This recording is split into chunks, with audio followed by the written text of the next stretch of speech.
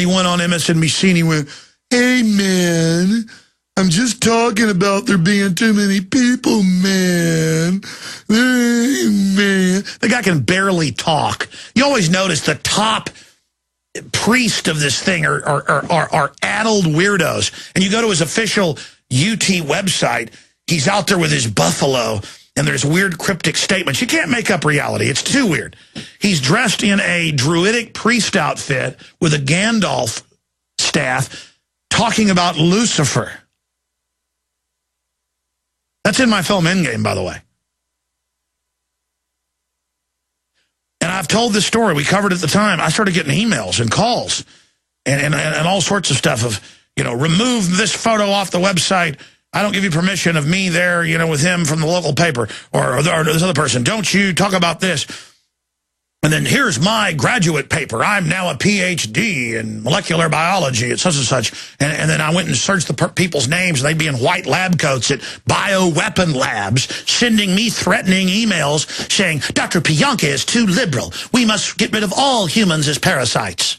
And then you look up their name, and they're in white lab coats running bioweapon facilities. I mean, do you understand the danger we're in? Can you even begin to grasp it? They're a cult of control freaks, and like moths to a flame. Their intellects are so small. Their souls are so crushed or non-existent that somebody gets up and projects skulls on a wall and says, "Get rid of humans," and they start cheering. I'll guarantee you, if they do release this airborne stuff, the mouse pox, the weaponized bird flu, the Ebola, they are going to scream running for whatever cure there is. That, of course, will sterilize them. And they're going to hate what happens to them. I don't know why the weak worship at the altar of power, of dark, bloody power. They worship evil. They just think it gives them power. Destruction is not power. Creation is power.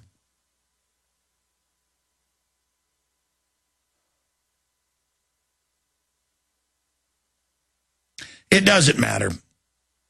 If we don't start turning things around, and there's some evidence we could, but if we don't really have a real gut check and grow up, and if people, I mean, if I was a new listener driving down the highway on all the dozens and dozens and dozens and dozens and dozens of AM and FM stations we have across the country, and I heard somebody talking like this, and I didn't know about this stuff, I would go look up what they were saying. And if I found out it was true, I would do everything in my power to warn people. Billboards, my own radio show, whatever it took. Lawsuits, you name it. If I found out that I was lying, if I found out that person was lying, I would do everything in my power to expose them. You know the reason we're being put on so many AM and FM stations. You know the reason they've had us down for over 2 years on XM. You know why we're accepted now. It's because people actually did go look. And you know what? When they look, they don't like what they find. You think I like what I find? You think I like it?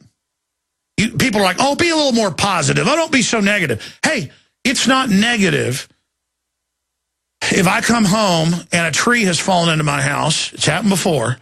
And I'm looking out the roof and water's pouring in. Oh, just be positive. Imagine there's not a hole in your roof. Imagine there's not water throughout your house. No, that would be mentally ill and delusional. I got some Ron Paul news, and I'm going back to your calls, and I'll get into the big Judgment Day thing. I already covered some of it. And nobody can seem to want to do anything about this, because even people that are awake say, "Well, Alex, you know, I'm a Christian. It's the end of the world. You know, next month or next year, so this is all in God's plan." No, God's plan is for you to occupy the land. God's plan is for you to fight evil. Regardless of the outcome, justice be done, may the heavens fall. And folks, again, I'll say it, if you don't believe in God, you better believe in a devil. I don't know how a lot of people say they believe in God, but not a devil. I mean, look, if there's not a devil, I'd be surprised. I mean, I'm surprised humans could come up with stuff this evil.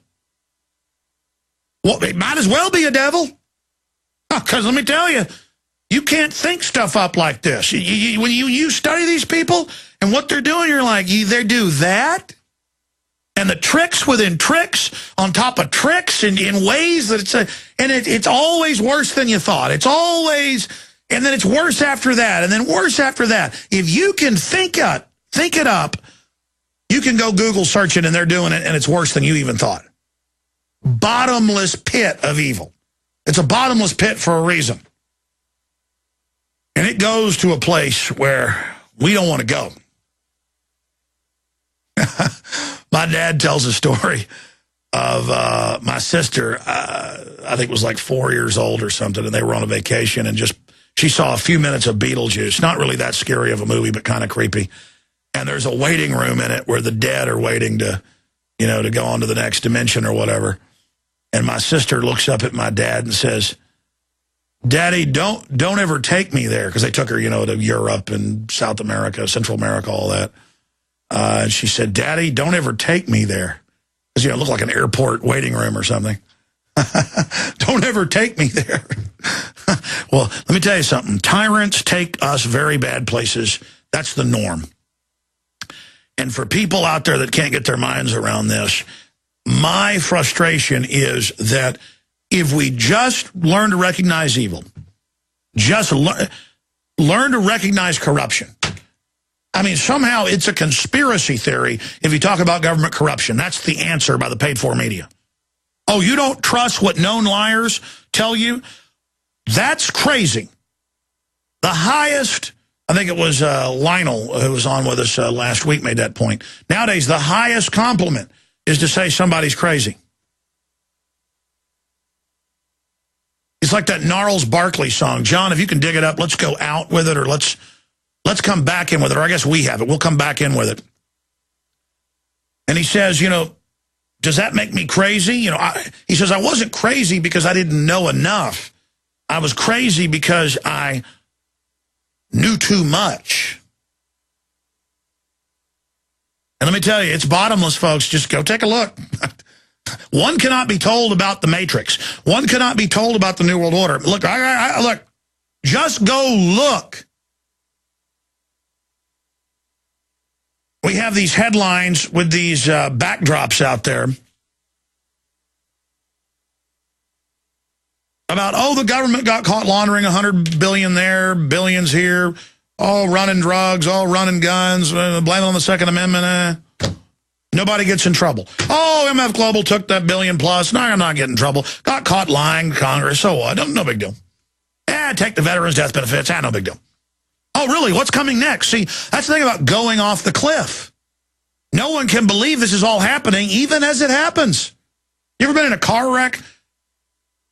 And 2 or 3 seconds as you see that person running the red light seems like 5 minutes, and you're just like, oh my gosh, I should have looked. That person's running that red light. It happened to me once in high school. I was driving with friends, and I'm like, oh, this is not gonna feel good. Spinning off the road. People all bleeding, hurt, chopped up. It's the same thing. I'm just like going, oh, it's really happening. Coming right at us. By the time I got blown off the road by the tornado.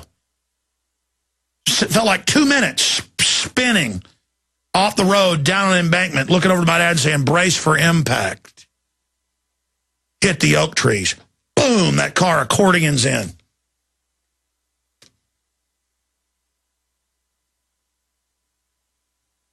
We're going to go to break and get to this Ron Paul news. You got a lot of news because they like petty stuff, and they thought it was something to make Ron Paul look bad. He's in this diner.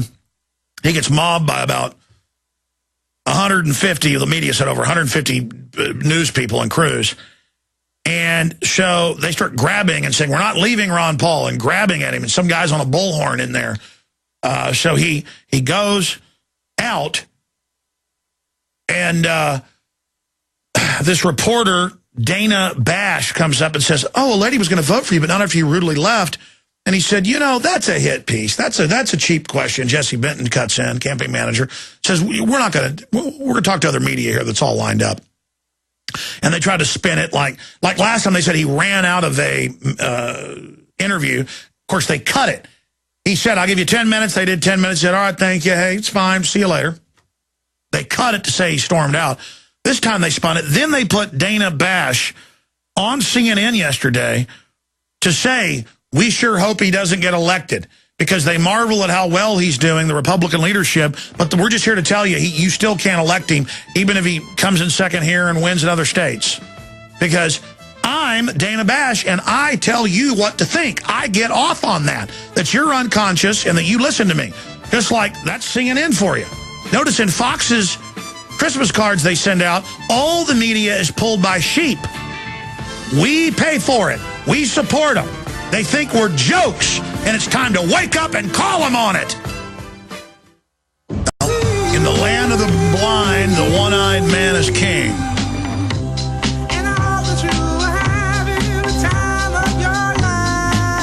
And that's why the globalists seek to dumb you down. They don't want you to understand how the world works. Because then they can control you, and that is a great crime against humanity. Okay, let's go to this Ron Paul clip. And this is why they always try to keep Ron Paul off my show. They always want to say I'm radical, I'm bad.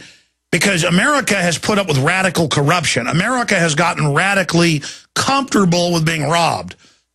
Because it couldn't happen here. America has gotten way too complacent.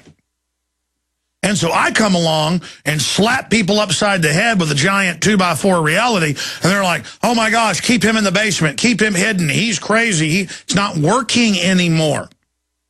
And they're doing the same thing here. She's followed him around, got in his face, he's told her leave him alone, and then she goes on CNN. This is on YouTube, shot off the TV, so the audio's not the best, and basically tells everybody, because she says so. She's going to tell you how to think because you're one of her sheep, she thinks. The minute you break that trance, you're like, why is this chicken neck nobody arrogantly telling me how the world works? They're con men. Confidence game. Just don't play. Don't play their game anymore. Break with them. Doesn't mean go with me. Break with their bull. Admit they're arrogant. You cannot deny she's here in this clip telling you how to think. Here it is. Now, for now, obviously, they are very much focused on getting out as many voters to the caucus sites across the state as possible tomorrow. I'm hearing from Republicans, John, who are affiliated with other campaigns that they are amazed at how wonderful, frankly, that they say the Ron Paul organization is. We'll see if that actually bears out tomorrow. But in terms of the long term, there's no question. I'm sure you talk to Republicans who are worried as well, just like I am, that Ron Paul will continue on long into the spring and summer, even further. Even if he runs as a Republican or as an independent, he could really hurt whomever the Republican nominee is, because still nobody thinks, even if he does well here in New Hampshire, that he will ultimately be the nominee. I'm sure you talk to Republicans who are worried as well, just like I am, that Ron Paul will continue on, who are worried as well, just like I am, who are worried as well, just like I am, independent. Oh, because he can't win. Even if he wins, he doesn't win. And we're like, yes, master, we are zombies. She's like, go walk off the cliff. Yes, Master Bash, walk off cliff. I mean... And John King sits there the whole time like he's really into it. I ought to do that when I have guests on. I mean, if I'm really interested, I listen, and really pay attention. Or if I don't like what, the direction things are boring or inconsequential, I'll interrupt or whatever. I don't sit there and listen to a guest and go, John King's looking at her going, oh, this is so important. All these little affectations, like, oh, you're so credible. That's like that MSNBC show where he's attacking myself and Ron Paul. And he looks to some blogger they've got. He says, is that credible what Ron Paul and Alex Jones are saying? Is that credible? She goes, no. And he goes, see? I mean, here, I could just talk to this little cup of picante sauce. Is it credible that air is good to breathe for us? I mean, because people say we need it. Or are they conspiracy theorists? Oh, the cup of picante sauce says appeal to authority. No. All right, I'll continue with your calls after I break down the weaponized bioweapon system and what could lead to a doomsday scenario the globalists are planning. It's in the cards, but exposure can't stop them. But right now, that somebody gets up and projects skulls on a wall and says, get rid of humans, and they start cheering. I'll guarantee you if they do release this airborne stuff, the mouse pox, the weaponized bird flu, the Ebola, they are going to scream running for whatever cure there is. That, of course, will sterilize them. And they're going to hate what happens to them. I don't know why the weak work rid of all humans as parasites. And then you look up their name and they're in white lab coats running bioweapon facilities. I mean, do you understand the danger we're in? Can you even begin to grasp it? They're a cult of control freaks. And like moths to a flame, their intellects are so small. Their souls are so crushed or non-existent. You know, remove this photo off the website. I don't give you permission of me there, you know, with him from the local paper or this other person. Don't you talk about this. And then here's my graduate paper. I'm now a PhD in molecular biology at such and such. And then I went and searched the people's names, and they'd be in white lab coats at bioweapon labs, sending me threatening emails saying, Dr. Pianka is too liberal. We must get... And then he went on MSNBC and he went, hey, man, I'm just talking about there being too many people, man. Hey, man. The guy can barely talk. You always notice the top priest of this thing are addled weirdos. And you go to his official UT website, he's out there with his buffalo, and there's weird cryptic statements. You can't make up reality. It's too weird. He's dressed in a druidic priest outfit with a Gandalf staff talking about Lucifer. That's in my film Endgame, by the way. And I've told this story. We covered it at the time. I started getting emails and calls and all sorts of stuff of